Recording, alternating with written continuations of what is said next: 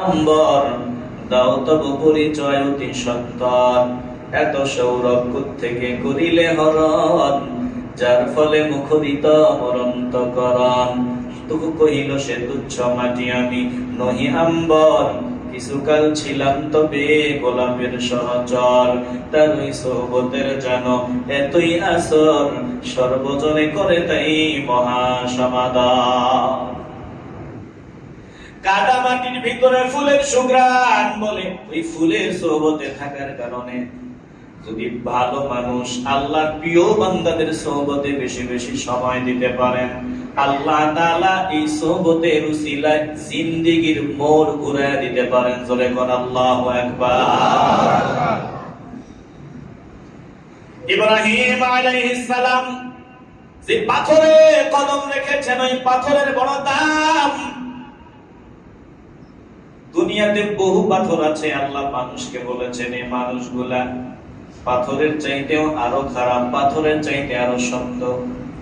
এই জমিনে কিছু বান্দা দেখবেন এমন আছে যে বান্দাগুলার সামনে কোরআনের আয়াত তেলাওয়াত করা হয়, তার কোনো ভ্রুক্ষেপ নাই, মনোযোগ নাই, শুনে না, শুনতে ভালো লাগে না, বরং কোরআনের আয়াত শুনলে কেমন জানি মেজাজ গরম গরম ভাব দেখায়।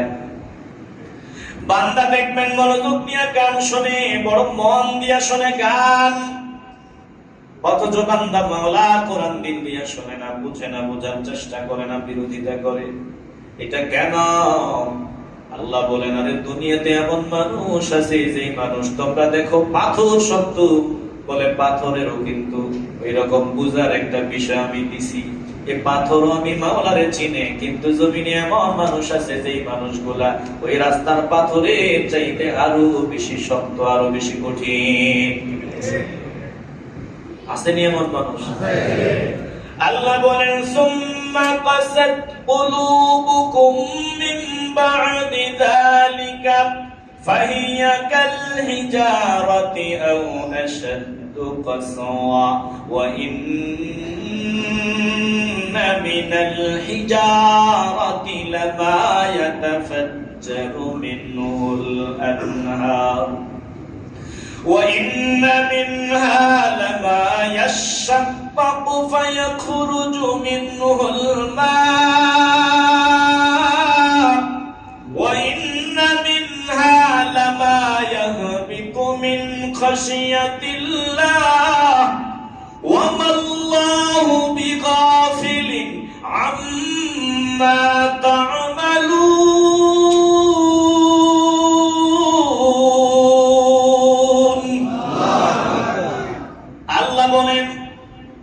পাথরের চাইতে আরো কঠিন আমি বহু নিদর্শন তাদের সামনে তুলে তুলে বর্ণনা করেছি আমাকে চিনার জন্য, বুঝার জন্য, এরপরেও বুঝে না, বুঝার চেষ্টা করে না। বলে তারা কেন বুঝে না, বুঝার চেষ্টা করে না? তাদের দিলটা পাথরের চাইতে আরো কঠিন হয়ে গেছে।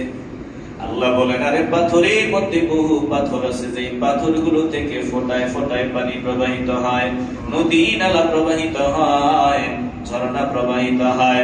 পাথরের মধ্যে এমন পাথর আছে লামা ইয়াশাক্কাকু ফায়াখরুজু মিনহুল মা, যে পাথরটা ফেটে যায়। বলে আমার ভয়ে পাথরটা ফেটে যায়, ফেটে গেলে পাথর থেকে পানি বের হয়। আরে পাথরের মধ্যে এমন পাথর আছে যে পাথরটা লামা ইয়াহবিতু মিন খাশিয়াতিল্লাহ, আমি মাওলার ভয়ে উপর থেকে নিচে গড়ায় পড়ে যায়, ধসে পড়ে যায়।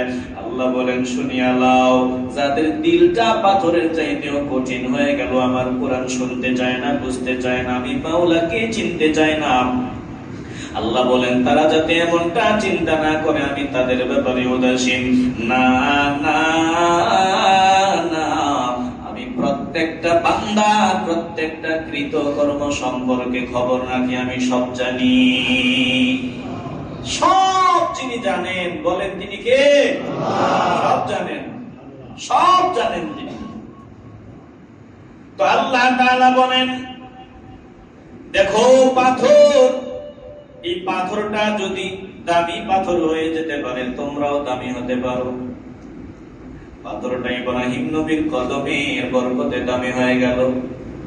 বলে বান্দা, তুমি যদি দুনিয়ার বিভিন্ন প্রান্ত থেকে এই কদমের কাছে আসো, এখানে এসে হাজিরা দাও, বিভিন্ন প্রান্ত থেকে এসে যদি বাইতুল্লাহতে জড়ো হও, জমা হও, এখানে এসে যদি তিনাদের অনুসরণ করো, তিনারা যা করেছেন যেভাবে করেছেন এইভাবে কাজ করো, আমি আল্লাহ তাদের অনুসরণের বদৌলতে তোমাদের মাকাম, তোমাদের মর্যাদাও আমি সমুন্নত করে দিব। আল্লাহ তাআলা বলেন এই বাইতুল্লাহ কিছু বৈশিষ্ট্য আল্লাহ বললেন, এর মধ্যে একটা ওমান দাখালাহু কানা আমিনা, যারা বাইতুল্লাহে প্রবেশ করলো সে নিরাপত্তা লাভ করলো, নিরাপদ হয়ে গেল। এই বাইতুল্লাহকে ঢুকলেই আল্লাহ বান্দাকে নিরাপত্তার চাদরের মধ্যে জড়ায় নেন। জোরে কোন সুবহানাল্লাহ। দেখবেন ওখানে কেউ যদি কোনো অপকর্ম করেও ওখান থেকে তুলে নিয়া যদি শাস্তির উপযুক্ত হয় শাস্তি দিবে, কিন্তু ওখানে আপনাকে আঘাত করবে না, মারবে না।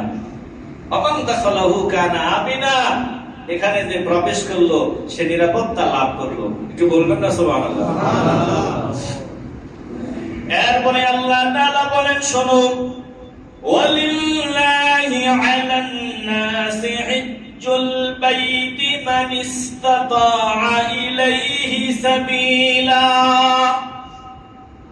আমি আল্লাহর জন্য, শুধু আমার জন্য, আমাকে পাওয়ার জন্য যাদেরকে সামর্থ্য দিয়েছি, যারা এই ঘর পর্যন্ত আসার সক্ষমতা রাখে, যারা বাইতুল্লাহ পর্যন্ত আসার সক্ষমতা রাখে, আল্লাহ বলেন তাদের উপর আমার জন্য এই ঘরের হজ আদায় করা আমি মাওলা তাদের উপর ফরজ করে দিলাম, নির্ধারণ করে দিলাম। জোরে কোন সুবহানাল্লাহ।